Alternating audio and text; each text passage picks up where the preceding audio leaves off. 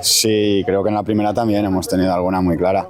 Creo que ha sido un partido muy parejo, creo que nos ha notado la diferencia de categoría entre ellos y nosotros, creo que ha sido un partido de tú a tú.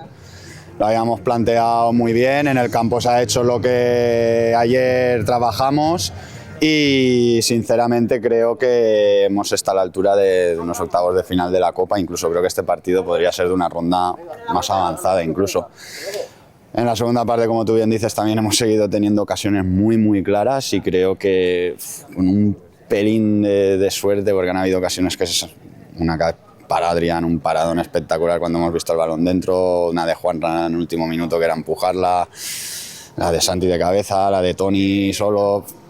Bueno, hemos tenido nuestras opciones, pero no ha podido ser y luego los penaltis sabemos que es una lotería, los habíamos trabajado, habíamos analizado sus lanzadores más habituales donde lanzan, sabíamos su portero que trabaja muy bien. Hemos tirado con decisión, haciendo lo que se trabajó ayer, sin incertidumbre, sin pensar, haciendo, ya te digo, el golpeo que teníamos ayer entrenado. Han pegado en el larguero un par de golpeos, pues bueno, pues eliminados y con la cabeza alta a seguir en Liga.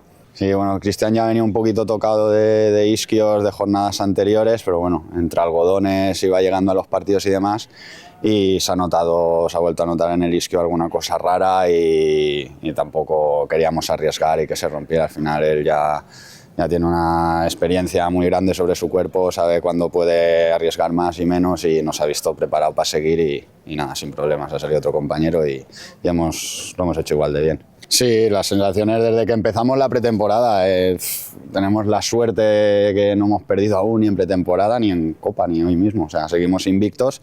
La imagen del equipo semana a semana es muy buena, como tú dices, hacemos muchos goles, creo que la gente que viene a vernos disfruta mucho de nuestros partidos y bueno, hemos empezado la segunda vuelta igual que acabamos la primera.